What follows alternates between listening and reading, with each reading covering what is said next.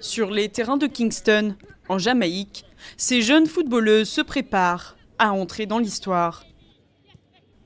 Les Reggae Girls vont devenir la première équipe féminine d'un pays caribéen à jouer une Coupe du Monde. On va aller au mondial comme pour n'importe quel autre match. On y va. On donnera le meilleur de nous-mêmes. On va aller sur le terrain et faire ce qu'on a à faire. Les filles, recrutées dans l'île et parmi la diaspora jamaïcaine, se sont tissées vers la plus prestigieuse des compétitions. Mais elles reviennent de loin. Faute de financement, l'équipe devient inactive en 2008. 2 ans plus tard, son programme est dissous par la Fédération de Jamaïque. Il faudra attendre 2014 pour revoir les Reggae Girls sur le terrain et le printemps 2019 pour qu'elles soient enfin payées.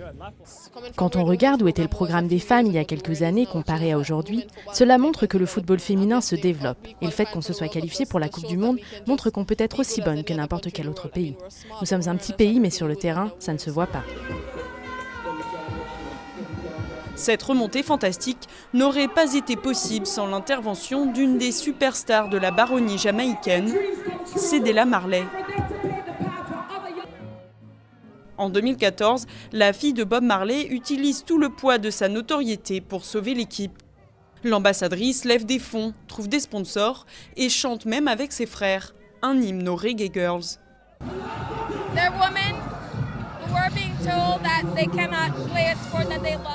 On a dit aux filles qu'elles ne pouvaient pas jouer un sport qu'elles aimaient. Ce n'était pas cool. Donc nous sommes intervenus et aujourd'hui nous en sommes là. Ça, on joue au football, pas de doute.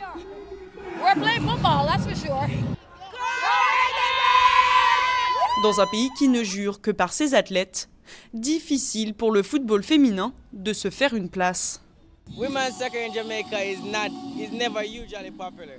Le football féminin en Jamaïque n'a jamais été très populaire, mais je pense qu'il y a un gros changement. Si c'était les hommes, le stade serait déjà plein, mais là, ce sont les femmes. La Jamaïque est en train de changer, elle essaye de s'adapter.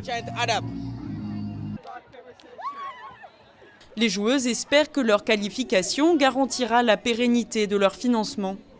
Leurs collègues masculins, eux, reçoivent toujours des fonds, alors qu'ils n'ont pas joué de mondial depuis 1998.